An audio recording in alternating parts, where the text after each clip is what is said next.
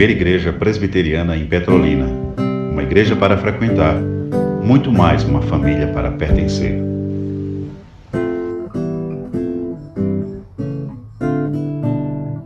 Vamos fazer uma oração aqui, guerreiro, é contigo. Um pedido específico. Que o Senhor nos gerando no nosso coração o desejo de estar com Ele. Esse é o pedido único, guerreiro. Por todos nós. Porque todos nós precisamos. Toda domingo eu vou estar fazendo isso agora. Variando as pessoas aí. Então se prepare aí. Silvio, companhia. E os demais. Vou estar chamando aqui para fazer uma oração específica. Tá bom? Todo domingo pela manhã. Ore aí, querido. Senhor Deus e Pai, obrigado, Senhor, por essa oportunidade de estarmos aqui reunidos na Tua casa de oração. Nos abençoa, Senhor, com Teu Santo Espírito, que possamos cada dia mais ter vontade, desejo de estar na Tua santa presença. Glorifica, para que possamos glorificar ainda mais o Teu nome. É isso que oramos e pedimos, em nome de Jesus. Amém. Amém, amém. Deus te abençoe, guerreiro do Senhor. Abençoe você, sua indônea esposa, Marlene. Meus irmãos, Salmos 14. Hoje não usaremos os slides. Hoje vamos variar. Vai ter domingo que vamos usar os slides, vai ter domingo que não. Até para não gerar uma certa dependência, não é? Claro que a razão principal não é essa. Mas para não gerar uma dependência exacerbada.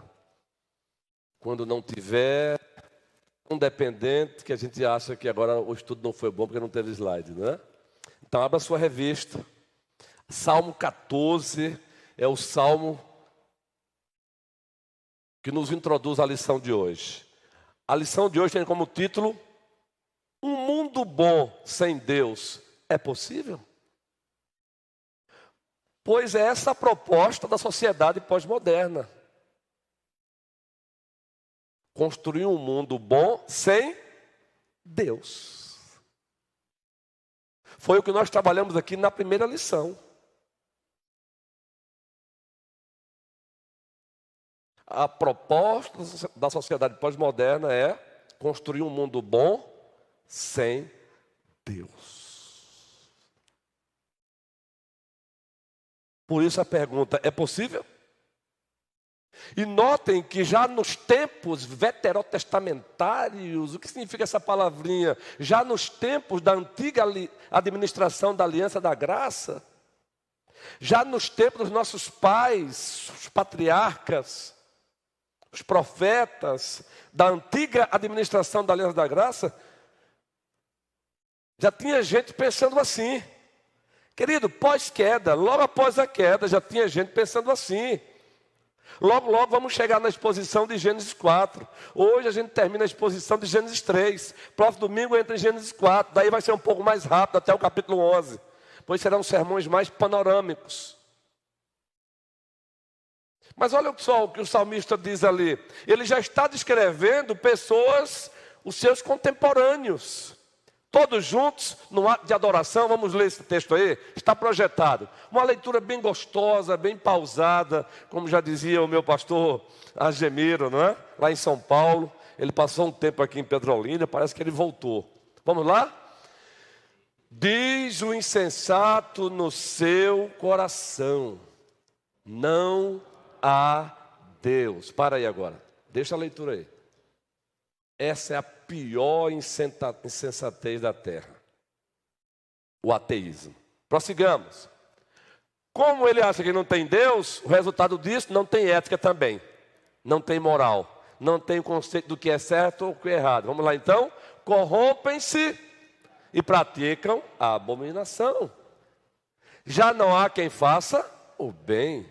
Se não há Deus, não há juiz, não há conceito do que é certo ou errado. Então, comamos e bebamos, façamos qualquer coisa, porque amanhã morreremos. É o niilismo filosófico. No fundo, nada é nada, estamos caminhando para o nada. Então, pelo menos no tempo presente, tente dar sentido à sua vida. Como assim? Faça o que você desejar. Isso é niilismo, é uma proposta filosófica. Niilismo, a filosofia de que na verdade nada e nada, você e o nada é nada mesmo, então está caminhando para o nada, então tente dar sentido hoje à vida fazendo alguma coisa, porque você está caminhando para o nada. É a loucura, né, gente? O ser humano sem Deus faz cada loucura, não é? Você e o nada é nada, você está caminhando para o nada, então pelo menos tente fazer alguma coisa aqui que dê sentido para você. Fazer o quê? Qualquer coisa que te faça sorrir. Daí a base aí, ó. Corrompem-se e praticam abominação, já não há quem faça o bem. O texto prossegue. Prossigamos a leitura. Deixe-me só passar ali. Isso, vamos lá. Do céu olha o Senhor para os filhos dos homens, para ver se há quem entenda, se há quem busque a Deus. Isso é pós-queda. Versículo 3. Todos se extraviaram, universalismo, e juntamente se corromperam. Não há quem faça o bem, não há nenhum sequer. Acaso não entendem todos os obreiros da iniquidade, que devoram o meu povo como quem come pão, que não invocam o Senhor? Tomar-se-ão de grande pavor, porque Deus está com a linhagem do justo. Meteis a ridículo o conselho dos humildes, mas o Senhor é o seu refúgio. Tomara de Sião viesse já a salvação de Israel. Quando o Senhor restaurar a sorte do seu povo, então exultará Jacó, sinônimo de Israel, povo de Deus, e Israel se alegrará. Quem, Senhor, habitará no teu tabernáculo? Quem há de morar no teu santo monte? E o texto prossegue. O que vive com integridade e pratica a justiça, e de coração fala a verdade. O que não difama com sua língua, não faz mal ao próximo, nem lança injúria contra o seu vizinho. O que a seus olhos tem por desprezível ao réprobo, mas honra os que temem ao Senhor. O que jura com dano próprio e não se retrata. O que não empresta o seu dinheiro com usura, nem aceita suborno contra o inocente. Quem deste modo procede não será jamais abalado. Só até aí mesmo. Observem que o insensato diz: não há Deus. A partir daí, ele vive uma vida aética. Muitos têm familiarização com a palavra ética. Aí você acrescenta a palavrinha a, o prefixo a. É a ideia de negação, a ética, juntos. Então eles passam a viver uma vida sem ética. Pior do que isso. Aí vai caminhando. Todos conhecemos a palavra moralidade cristã, legítima. A nossa moralidade é judaica e cristã. Mas eles passam a viver, eles acrescentam o ar na prática, amoral. Passam a viver uma vida amoral, sem essa de o que é certo e o que é errado. E aí o pior, eles mergulham mesmo. Uma vida imoral. Praticando toda sorte de promiscuidade. Isso é fruto do ateísmo. Por isso que iniciamos aqui a nossa nova série às quintas-feiras, a fé dos eleitos. Cristianismo bíblico, ortodoxo, reformado e vivo, falando sobre os... Valeu, Nanda, obrigadão. Eita, que benção, como é bom ser cuidado. Falando sobre dois pilares que sustentam todos os pilares da fé. Quais são os dois pilares que sustentam todos os pilares da fé, Luísa? E sem esses dois pilares, os outros pilares desmoronam. Pergunta retórica, apenas. Para provocar apenas reflexão. Deus existe, é o primeiro. Esse é um pilar que sustenta todos os outros pilares do cristianismo bíblico. Mas tem um outro. O Deus que existe fez o quê? Ele se revelou. É um pilar. Aí nós temos a revelação geral que se dá na obra da criação, Para onde você olha, a criação está dizendo: Deus existe, Deus existe, Deus existe, Deus existe. Salmo 19, os céus e a terra proclamam a glória de Deus, o firmamento anuncia as obras de suas mãos, um dia discursa outro dia, uma noite revela conhecimento outra noite. Não há discurso, não há palavra, não há sintaxe, não há nada, não há orações, mas nos quatro cantos da terra se faz ouvir a sua voz: Deus existe, Deus existe, Deus existe, Deus existe. E temos a revelação especial, Salmo 19, versículo 7. A lei do Senhor é perfeita e restaura a alma. 2 Timóteo 3, toda a escritura é inspirada por Deus e útil para o ensino, a correção, a admoestação, a educação na justiça, a fim de que o homem de Deus seja perfeito e perfeitamente habilitado para toda boa obra. A revelação especial. Deus existe e Deus se revelou. Mas aí, após a queda, o homem continua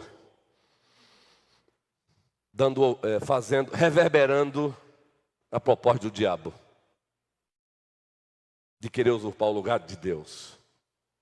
Quando ele não abraça o ateísmo, Deus não existe, veja a palavrinha A. Ele abraça o agnosticismo. Gnosticismo é sinônimo de conhecimento. Gnosticismo é conhecimento. Gnós. Aí você acrescenta o A, não conhecimento. Então, tem gnósticos hoje no Brasil. O gnóstico, ele diz: existe sim um ser supremo, mas é impossível conhecê-lo. Aí ele afronta o segundo pilar, porque o Deus que existe, ele se revelou. É possível conhecê-lo? Sim, razão, ele se desnudou para nós. Ele tirou o véu de sobre si e disse: olhem para mim, através das obras das suas mãos e através da sua fala. Hebreus, 1º capítulo, 1º versículo: havendo Deus outrora falado muitas vezes e de muitas maneiras aos pais pelos profetas, nesses últimos dias não falou pelo Filho, a quem constituiu o herdeiro de todas as coisas, pelo qual também fez o universo. A ele a glória. Ele não só falou, Jesus Cristo é a palavra final de Deus, é o ápice de Deus. Por isso o Filipe perguntou: mostra-nos o Pai, Paulinho. E ele disse que: Filipe, meu filho. O meu filho aí é interpolação minha, eu estou colocando que não está, mas é assim que Cristo olha para ele. Filipe, há quanto tempo estou convosco e não me tens visto? Quem vê a mim, vê o Pai. Por que ele disse isso? Porque ele é a expressão exata do Pai. Ele é a expressão exata de Deus. Em Mateus 11,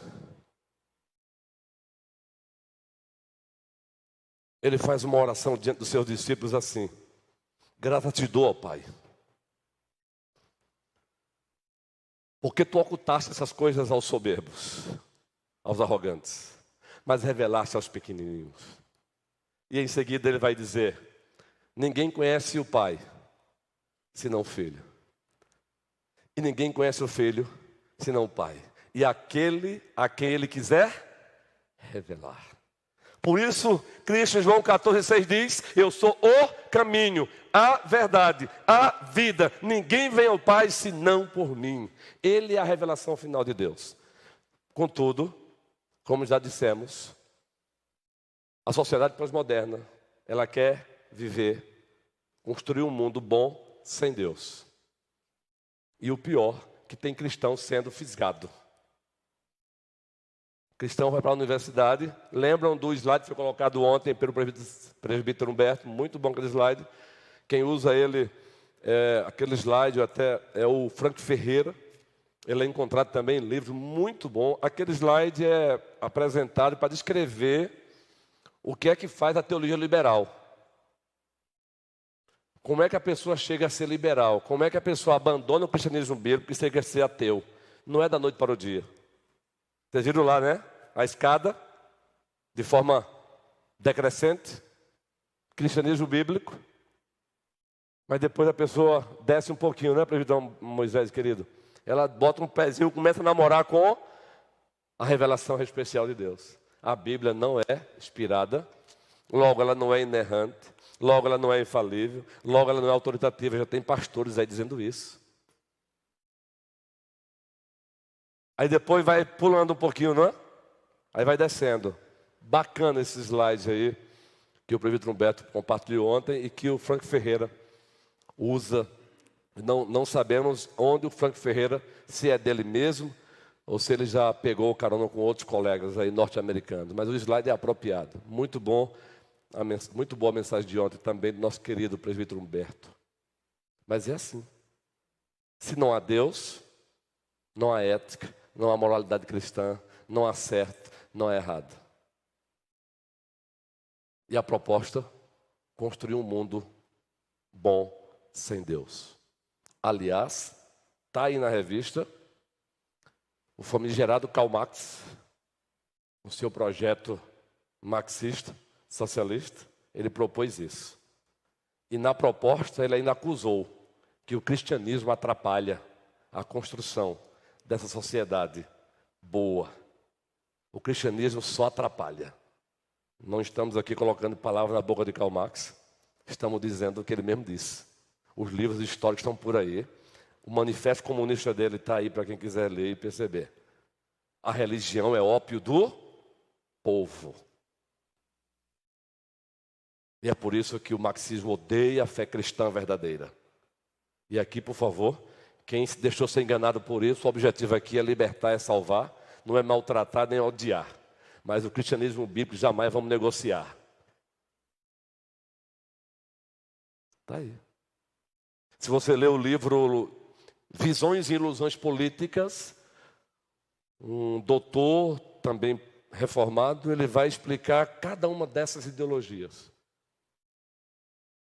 Todas elas a proposta, a maioria delas a proposta é construir um mundo bom, mas sem Deus. É o humanismo.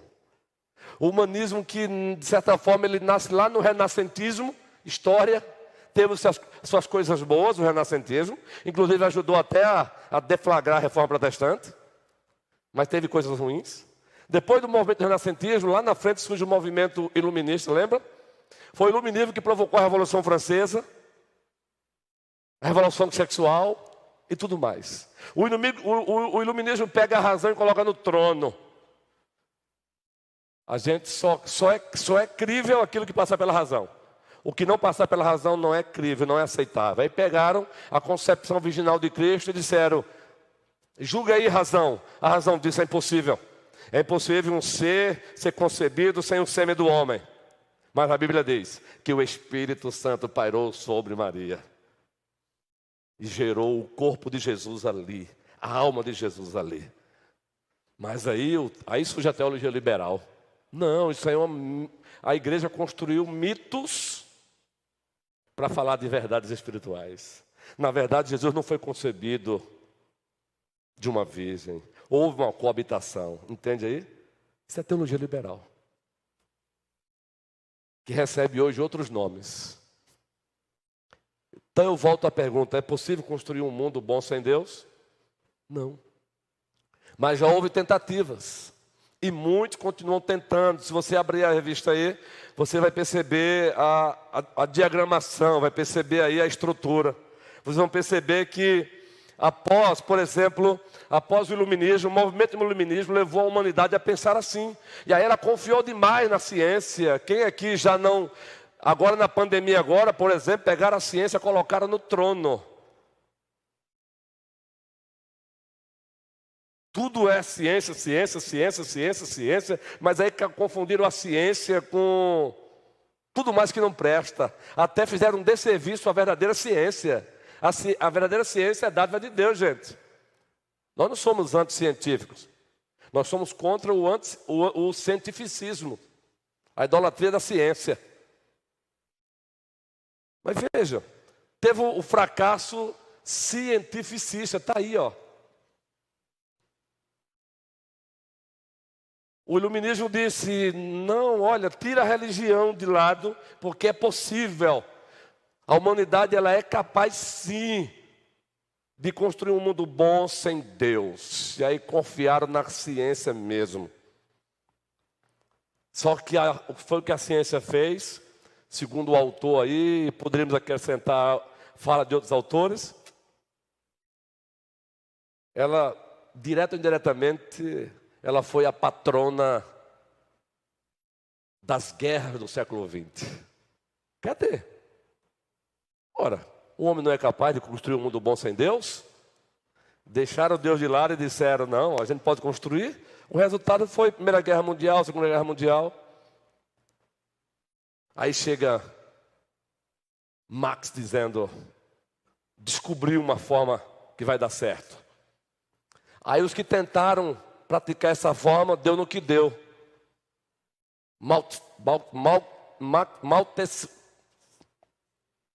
É difícil a pronúncia do sanguinário. Mao Tse-tung, não é isso? Mao Tse-tung. Vejam o que ele fez. Vejam o que os ditadores da União Soviética fizeram. Quantas pessoas morreram de fome? Vejam. Vejam. Quantas pessoas foram estraçalhadas. Muito se fala do nazismo. O nazismo tem que ser condenado. Mas as pessoas se esquecem que o comunismo matou milhões e milhões e milhões de pessoas. O comunismo matou milhões e milhões de pessoas. O comunismo matou milhões e milhões de pessoas. O comunismo matou milhões e milhões de pessoas. Em nome de construir um mundo melhor. Só tem um que prometeu dar esse mundo melhor. E ele vai dar. O nome dele é Jesus Cristo.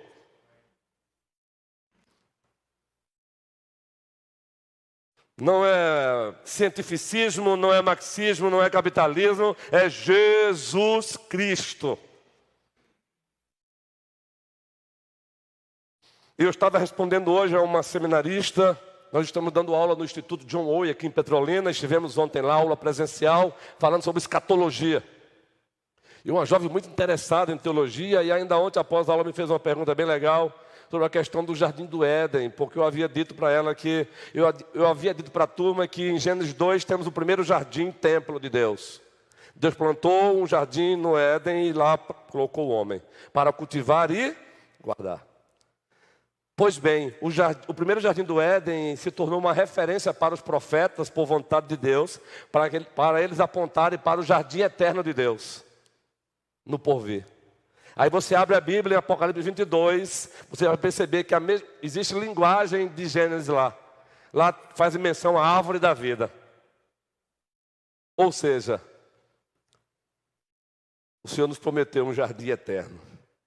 Jardim em Gênesis 2, quando você estuda os hebraístas, o texto em hebraico, e aí a gente pega nos comentaristas, o jardim ali no hebraico, a ideia é de terra cercada, terra protegida, lugar de bênção plena. Éden complementa dizendo, é lugar frutífero, é lugar viçoso, exuberante, jardim do Éden, por isso a ideia de paraíso. Então, queridos, Cristo usa João para escrever Apocalipse, quando você lê o capítulo 21 e 22, lá nos apresenta a cidade de Deus, o jardim eterno. Vai ser lugar cercado, protegido, bênção total, plenitude em Deus, com Deus e para Deus. Mas isso no jardim eterno. E quem é que promete e executa e vai executar isso? Jesus Cristo. Mas as pessoas continuam achando que elas podem construir um mundo bom sem Deus. Elas continuam reverberando a tentação do diabo, da serpente em Gênesis 3. Queridos, o que o diabo disse para Eva foi: vocês podem viver uma vida boa sem Deus. Você pode aí construir muitas paráfrases da tentação sem ferir o texto. Tem muita informação aí. O que ele disse foi: Eva, preste bem atenção, eu sei disso. Vocês podem construir o mundo de vocês sem Deus. Aliás, vocês podem se tornar como Ele. Não foi essa a proposta, gente? Vocês podem se tornar como Ele. E a humanidade continua reverberando isso. Nós mesmos, como cristãos aqui e acolá, tiramos os nossos olhos de Cristo Jesus e achamos que podemos construir uma vida feliz, uma vida próspera sem Ele, uma vida abençoada sem Ele. Não consegue. Jamais conseguiremos. E sempre que nós tiramos os olhos de Cristo Jesus, à semelhança de Pedro, a gente percebe que a gente começa a afundar. Lembra daquela cena linda? Os discípulos estão no barco, agora são assaltados pelo mar revolto, o barco vai para lá, vai para cá, pescadores experientes. Jesus estava lá orando. Mas Ele é o supremo pastor, Ele nunca esquece os seus. Ele queria ensiná-los, por isso ele mandou que fossem sozinhos, queridos. O Senhor não te livra das aflições, Ele te livra nas aflições. O Senhor não te leva ao amadurecimento sem aflições, Ele te leva ao amadurecimento através de aflições. Está lá, de repente aparece Ele caminhando por sobre o mar. O Logos, o Verbo, tabernaculado. É um fantasma, sou eu. Aí o Pedrão, eu chamo de Pedrão, carinhosamente. O dia que eu chegar lá, eu vou dizer, Pedrão, se você vai gostar ou não dessa notícia, mas rapaz, eu te chamava de Pedrão com frequência. Aí ele vai dizer, nada não, mano, dê um abraço aqui. Pastor, aí vai ser assim com certeza mesmo. Mas a gente pensa que o céu vai ser o quê? Pedro, eu vou chegar lá, não sei se eu vou fazer parte da geração que Cristo vai voltar, ou se eu vou partir primeiro. Se eu partir primeiro, quando chegar lá, meu irmão. Pedro! Quem era Pedro aqui? Rapaz, me dê um abraço, meu querido. Tá, Pedrão, sempre que eu lia teu texto, eu me consolava, meu irmão, porque eu me via um pouquinho em ti. Ora covarde, ora arrojado, ora macho, ora acovardado. Pedro é um pouquinho de todos nós, meu irmão. Impetuoso. Dê um abraço, meu irmão, porque até nas tuas falhas eu fui consolado. Porque aqui a gente se acha super-homem, gente. Aqui a gente passa a abraçar essa ideia de que podemos ser fortes em nós mesmos, e não somos.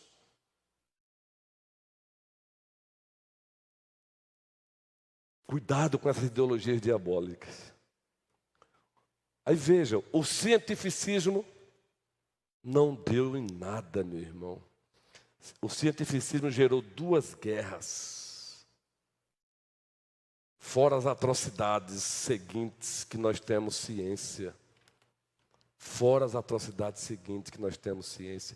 Para a nossa tristeza. Abram a Bíblia em 2 Timóteo, capítulo 3. Veja Paulo descrevendo aí o pecado de confiar, de colocar a ciência como Deus.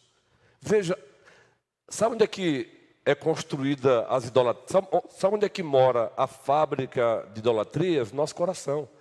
O lugar onde fica a fábrica de idolatria é o nosso coração.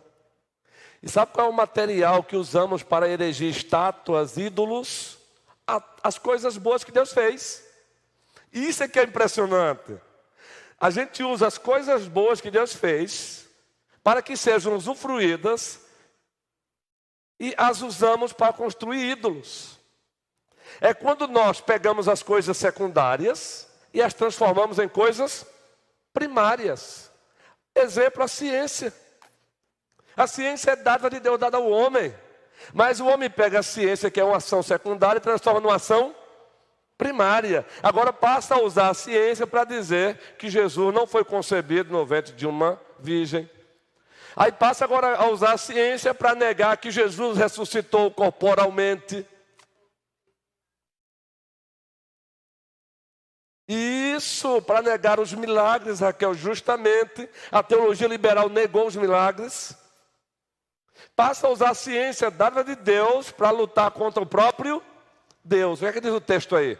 Vejam, Paulo dizendo, falando à igreja da sua época e para nós hoje. Todos juntos. Sabe, porém, nos últimos dias sobrevirão tempos difíceis. Vocês já ouviram o sermão assim, não já? Só com essa parte aí. Poderia ser aqui um sermão temático aqui. Descrevendo os tempos difíceis e como vencê-los. Olha só. Sermão aí. Primeira parte, primeiro bloco, descrever os tempos difíceis. E o segundo bloco, como vencê-los. Como lutar contra eles. Como sobreviver a eles. Sabe, porém, isto, nos últimos dias sobrevirão tempos. Não esqueçam disso, por favor. O texto continua. Vai chegar lá. Isso. Pois os homens serão Tempos difíceis. Paulo começa agora a dar o gancho, ó. Serão egoístas. Olha agora, o próprio Paulo dá o sermão prontinho para a gente. A gente só faz organizar humilhaticamente, ó. Serão o quê? Egoístas. Aí você trabalha o egoísmo e o que ele promove. O que mais? Avarentos, queridos. Em Colossenses, Paulo chama a avareza de idolatria. A avareza é quando você acumula por acumular. E é um acúmulo do qual nem você mesmo usufrui.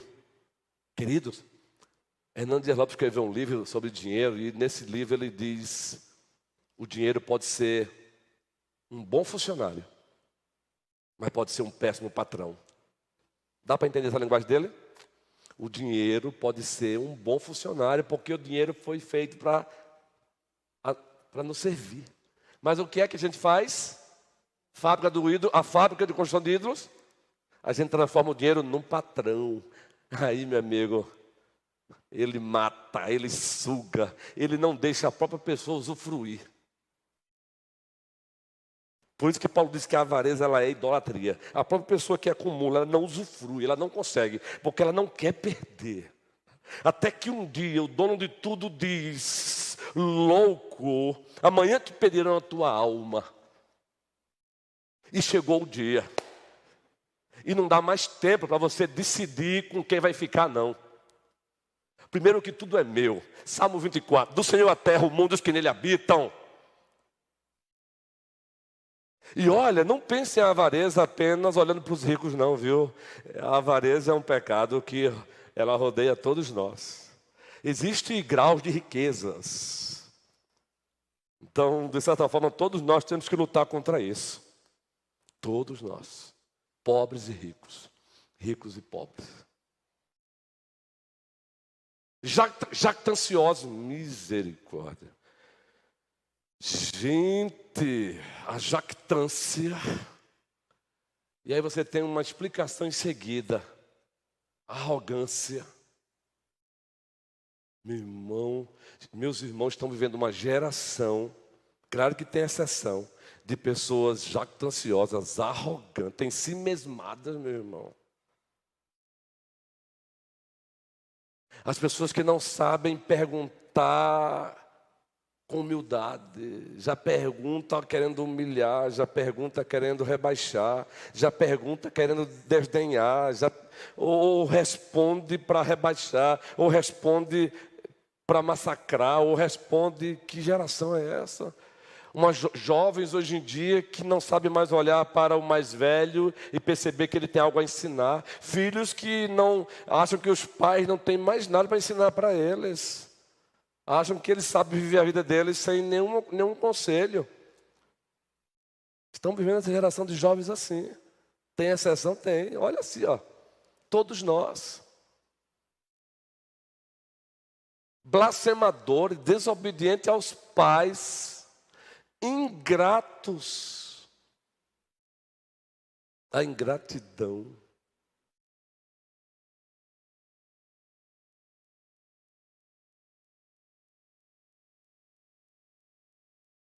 A ingratidão é terrível. Irreverentes. O texto prossegue. Eu quero ler com vocês esse texto. É reflexão, não vamos correr não. Pois os homens... Vamos prosseguir com o texto aí. Isso. A nossa amada sonoplastia está trabalhando aí com afinco. A questão não é eles não, é que a máquina é assim mesmo. Estamos trabalhando aí para colocar máquinas melhores aí, guerreiros, se Deus quiser. Traidores... A ideia de lealdade hoje em dia é raridade. Lealdade é joia rara. Você compartilhar algo com alguém hoje e você acreditar que essa pessoa é teu amigo e ela vai... Não, tem coisa que você diz, meu irmão, isso aqui é só entre nós. Sigilo. É porque eu preciso rasgar meu coração. E é necessário que você tenha pessoas assim. Aí, Luciana, carinhosamente Lu. Tá difícil, não tá não?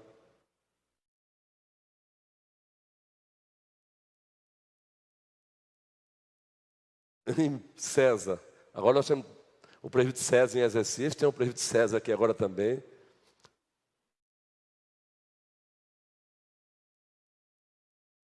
Por isso que as pessoas estão adoecidas, porque elas também estão sem pessoas em quem confiar. Rasgar o coração. E a gente fica às vezes só rasgando, sufocado. Alguém que você rasga o coração, e esse alguém escute você, entendendo que ele é igual a você. Porque tem gente também que você rasga o coração para ele, e ele já vem com um sermão de censura, um sermão de... Eu já falei aqui que eu passei 30 dias com febre em Cápsula de Agostinho. Recém-chegado na igreja. O pastor anterior tinha acabado de partir para a glória, Raquel. Aí os presbíteros disseram para mim, pronto, misericórdia, o outro pastor acabou de chegar, vai morrer. Sério, eles falaram para mim depois, no momento de que a febre passou. 30 dias está já de aí. E aí veio falta de sono e tudo mais, e aí o médico infecção urinária, agora não é mais infecção urinária, e agora pronto. E quando você não dorme, dá vontade de dar um grito. Quem aqui já passou o dia sem dormir, dá vontade de dar um grito? É questão de saúde emocional, meu irmão. 4 horas da manhã, você sem dormir, dá vontade de dar um grito. Aí chegou. A alma angustiada, meu irmão. Aí chega um preciosinho. É precioso sim, porque é a ovelha de Cristo. Mas o precioso, quando não vigia, a ovelhazinha, quando não vigia, ela não foi lá para me maltratar. Mas a falta de sabedoria mata. Entrou, sentou no sofá e eu lá, todo descabelado, angustiado, os olhos vermelhos, sem dormir, querendo gritar, querendo sumir, quase seguindo a rota de Elias. Senhor, tá bom, basta. Aí o irmãozinho olha para mim e disse: tem que ter fé, pastor.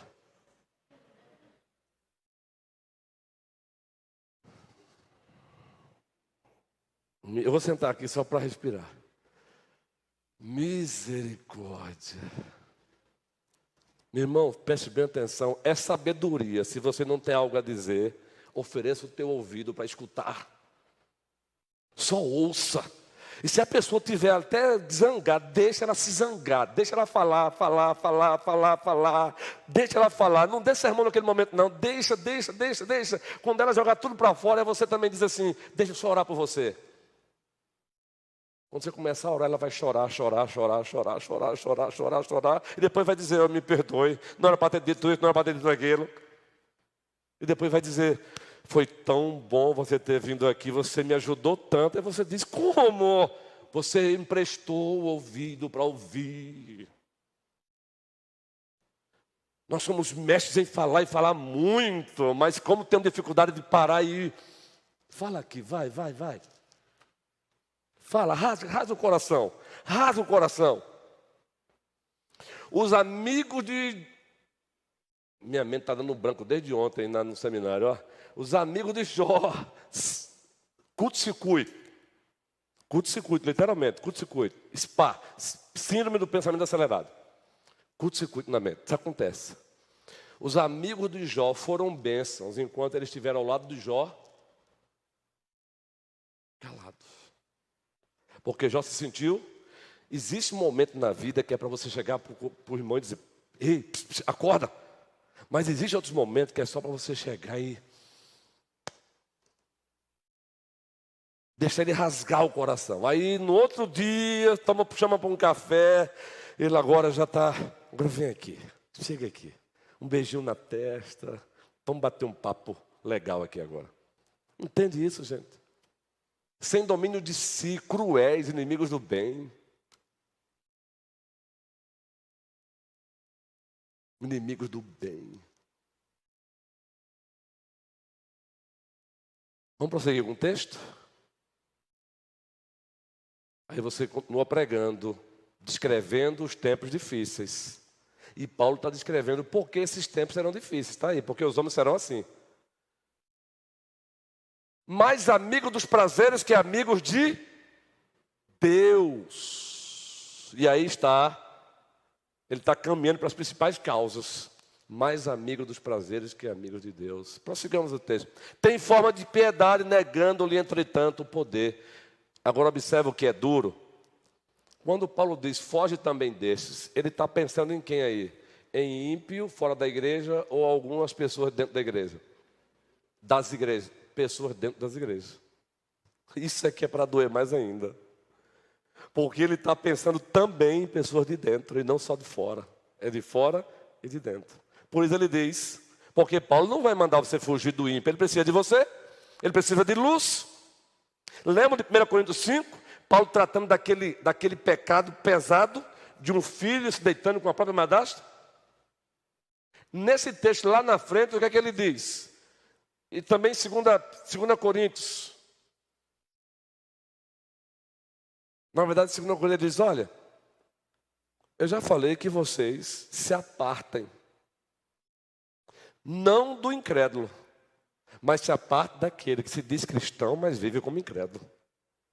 Paulo não está mandando você se apartar do incrédulo, não, ele precisa de você. Ele está mandando você dizer, desses aí que se diz cristão e vive assim, fuja também destes. Não é duro isso?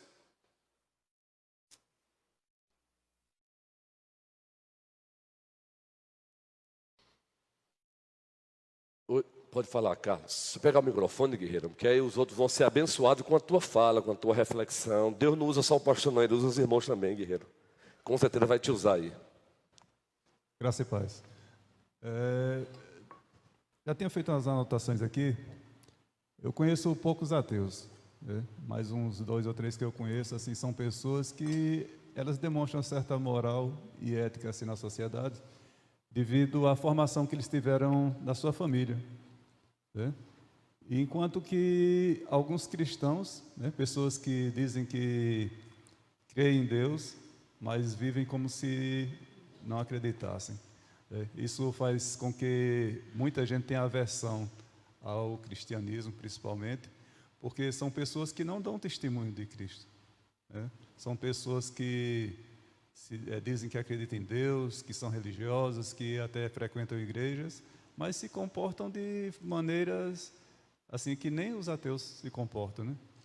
Então, dizer é uma coisa, né? Viver é outra. Nós devemos dar testemunho de vida, né? Não só por palavras, mas também por ações e comportamentos. Microfone aí, se outra pessoa precisar, você me ajuda aí, viu? Deixa eu acrescentar aí na fala dele, excelente isso. Quando a questão do ateísmo, tem o ateu dogmático ou analítico. O que é isso, pastor? O ateu dogmático e analítico. É o ateu que estuda mesmo, ele usa a ciência, ele usa o conhecimento, ele usa, não é? Para tentar negar que Deus existe. Esse é ateu que Carlos está falando. E existe o ateu prático. E Carlos agora deu um exemplo do ateu prático. E deu um exemplo que entristece alguns cristãos. Deve entristecer. Ele deu um exemplo que alguns ateus dogmáticos, que usam a ciência para provar que Deus não existe, para tentar, porque não consegue.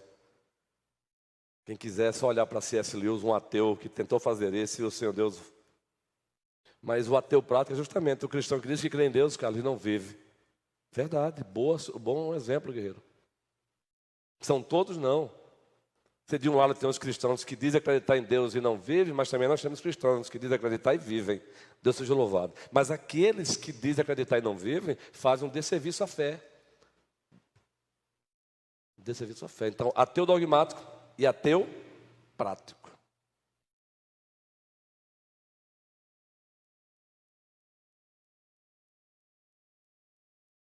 O ateu prático vai encontrar mais no meio das religiões.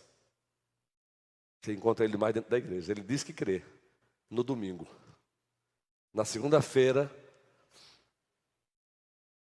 o comportamento dele é totalmente contrário ao canto que ele cantou aqui. Na terça-feira,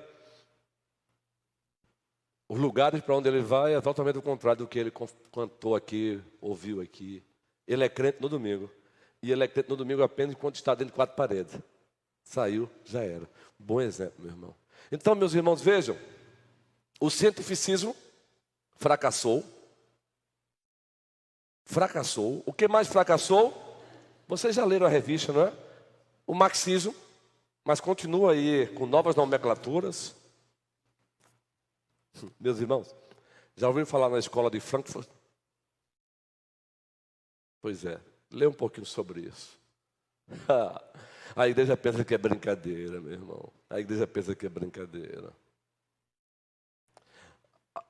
Nós às vezes achamos que é brincadeira quando Paulo diz que o diabo se transforma em anjo de luz. Essa escola de Frankfurt, ela foi fundada para combater a moralidade cristã judaica, gente. Eu estou aqui só resumindo. E não é que ela ganhou força. Veja como está a América do Norte hoje. Eu estou lendo um livro, Lavagem Cerebral. Preciso só acabar a leitura dela. E o cara, o cidadão é um professor de universidade. Na América do Norte, ele descreve como é que está a situação de muitas universidades na América do Norte. Fruto da escola de Frankfurt. O novo marxismo. Neomarxismo. Fantasiado de construir um mundo melhor. Mas um mundo melhor sem Deus. Não, nunca vai existir um mundo melhor sem Deus. Somente Ele pode criar tudo e depois dizer, bom. Somente Ele.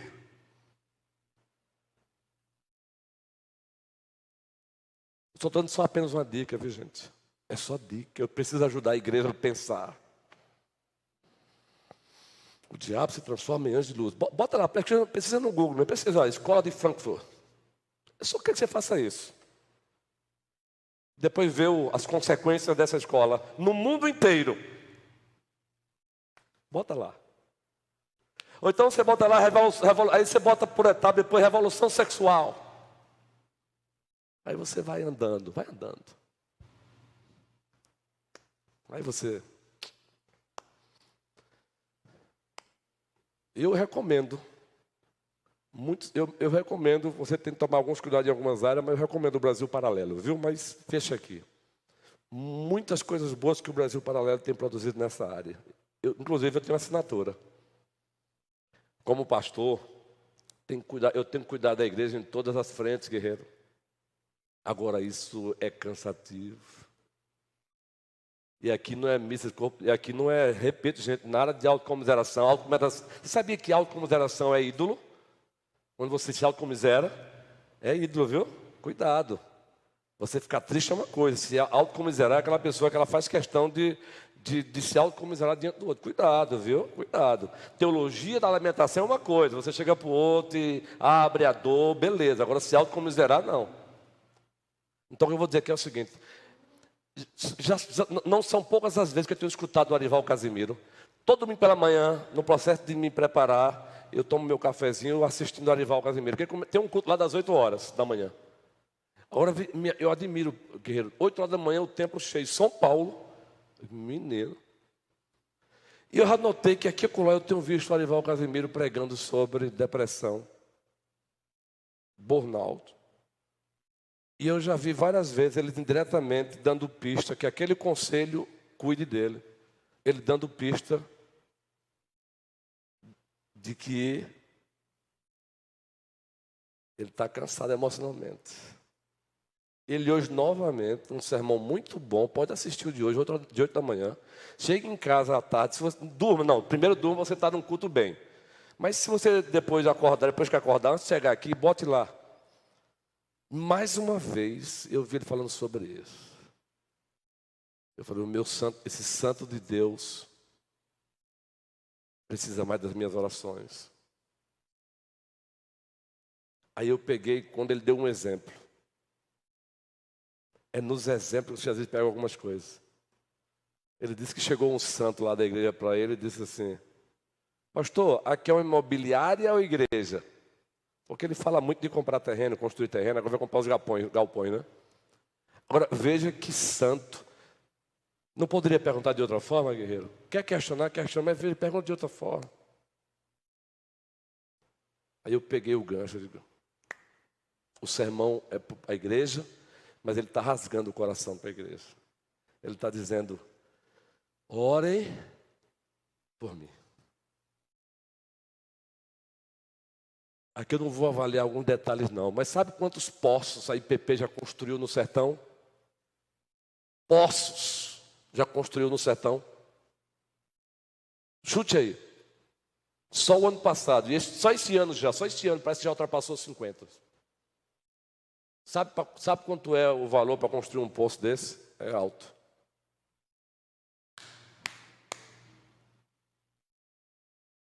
Sabe quantas igrejas já plantaram no Brasil?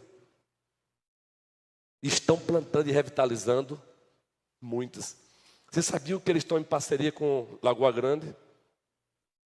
Pois é. A missionária Silvana está lá. Sabe quem é que ajuda financeiramente? JMP. Em parceria com a Primeira de Juazeiro. É trabalho, meu irmão. Eles estão plantando igreja na Itália. É perfeito? Tem coisa que a gente tem que, alguém tem que chegar para ele, ó, só toma cuidado nisso aqui, toma cuidado nisso aqui. Mas às vezes a forma como se chega é terrível. Você quer uma imobiliária ou uma igreja? Por conta do anúncio da compra de alguns terrenos, né? Aí eu peguei, ele está cansado esse guerreiro. E ele não fez nada fora do normal, ele está pregando o sermão e dando o exemplo. São várias frentes, viu, auxiliadora? Aí, para somar mais ainda, antes de hoje pela manhã, ele postou um slide. E eu vou buscar esse slide aqui, que eu sigo ele. E agora meu celular está aqui. O smartphone para isso serve, não é? Eu vou buscar esse slide aqui. Me permitam, por essa razão, buscá-lo aqui no Facebook, por favor. Me permitam, eu vou encerrar já ultrapassei o horário. Arival Casimiro. Não abra não, viu? Deixa que eu abra aqui. Aí aqui colou olha só, sábado, dia de ontem, ele postou isso aqui no Instagram. Se você consegue aí, Arival Casimiro, ele postou no Instagram, no Facebook. Ore por seu pastor. Aí ele aproveitou o acróstico, pastor. P, na área pessoal dele, por sua vida com Deus, tracinho sua família. A, administração, por seus aconselhamentos, tracinho sua liderança. S, sermões, pelos estudos, preparo dos sermões. T, tentação e lutas, por graça, tracinho força, tracinho crescimento. O, ofício e mentoria, por seus ministérios, cuidado com o rebanho, seu ministério. E R, recursos, por força, sabedoria e pastor, projetos. Manda o link, por favor, no Zap. O link no Zap. Que apareceu um monte aqui. Pronto, guerreiro. Vou mandar agora para ti, meu querido. Obrigado. Só um minutinho. Já estou encerrando, viu, queridos? Vou mandar agora. Eu quero que você veja isso aí, rapidinho, por favor. E eu encerro com isso aqui.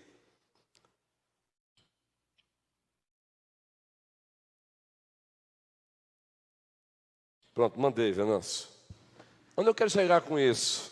Todos nós estamos sujeitos a isso. Todos nós. Só vou ler o cartaz de Arival se conseguir para a gente encerrar. A luta contra o pós-modernismo é ferrenho. A luta é pesada. Quando Moisés com o seu exército estava lutando contra os amalequitas, João, tu lembra que ele estava com o cajado dele? Simbolicamente, enquanto estava ali, o exército vencia. Quando o braço começou a cansar, 2 homens chegaram, um do lado e do outro, fizeram o que com ele? Que é esse, fraco? Ô, manezão. Vamos trocar aí, porque Moisés já era, meu amiguinho. Vamos trocar aí, porque a era do descartável, então é melhor trocar. Não é assim que os maridos querem fazer com as esposas hoje em dia? Ih, rapaz. Vamos trocar. Não. Um se colocou do lado e o outro se colocou do outro e ergueram os braços de Moisés. Quando eles fizeram isso, venceram a guerra. Aplique isso, não só a liderança, não. Aplique isso em todos. Quem foi que fizeram isso? Um deles, Ur. E o outro, Arão. Oh, que você seja Ur para tu. Mulher, nesse sentido, que você seja Ur para a tua irmã. Arão para a tua irmã. Homens, que você seja Arão. Olha lá, gente. Que você seja Arão. Às vezes a pessoa está bem engajada na obra, daqui a pouco ela começa a esmorecer. Porque cansa. Eu fico só de olho às vezes. Chega. Fica do lado e diz, tu és bênção. Eu estou contigo, vamos junto. Mas pastor, tem uma coisinha ali para melhorar. Lá na frente, tu dá um beijo na testa e diz, agora vamos melhorar aqui. Agora vamos melhorar aqui. Olha só, ore para o seu pastor, Arival Casimiro. Está aí, ó. Ô, Venâncio, se puder tirar e postar no grupo da igreja, faça isso. Ah, não consegue não, né? Segue, pronto. Então, gente, ore pelo Arival Casimiro, porque esse homem tem feito uma obra boa no Brasil. Eu não estou afirmando que ele está depressivo, não, por favor. Só estou dizendo que eu notei. Eu venho notando isso. O senhor falou do pastor Arivaldo, falou de Moisés. Aí a IPB está crescendo muito, né? Talvez ele precise do conselho de Jetro. Justamente. Colocar mais em prática o conselho de Jetro. Estou dando um exemplo de Arival Casimiro e muitos outros por aí. Ei, a nossa luta é contra quem? Principalmente contra o diabo. Estamos juntos, fiquemos de pé. Prossigamos lutando. É só o início, não terminamos a lição não. Contemos. Ei, não fique sozinho não sofra sozinho não. Rasga o teu coração para o outro. Não fique sozinho não fique sozinho. Entendeu, Aninha? Não fique sozinha não, Aninha. Auxiliadora, Leia. Aqui é tua família, viu, Leia? João, guerreiro, estamos juntos, viu? Neiva querida, você é nossa ovelha e de Cristo. Não sofra sozinha não, guerreira. Estamos contigo. Cida, a senhora não é mais de Campina Grande, não, é de Petrolina, da primeira, viu? Mica, você está aqui em Petrolina, recentemente. Mica está aqui, ó. Cuide dela, amem ela. Sônia, vamos lá. Tá bom, pastor. Não, eu quero que você veja isso. Ó, o gremista aqui. Lucas e Luísa, e o bebezinho aí. Já sabe se é homem, não é? É homem. Homem. Decidiram congregar aqui agora. Carlos, Ju. Vamos cuidar de Ju. Deixa a Ju na boa. Na hora certa ela rasga o coração, guerreiro. Glau, aquele sorrisinho dela. Glau, ela é o seguinte, cada um cumprimenta com o seu jeitinho. Eu cumprimento com aqueles abraços apertados, quase quebrando os ossos dos outros. Glau, o cumprimento dela, aquele sorriso que diz assim, seja bem-vindo, pastor. E você abençoa o outro com um sorriso. Quando eu chego perto de Flávia, ela me abençoa no estímulo de leitura. Quando eu estou perto dela, se demorar um pouco, ela pega um livro da bolsa e diz, pastor, eu estou lendo esse aqui. A Flávia, caladinha, que senta ali, ó.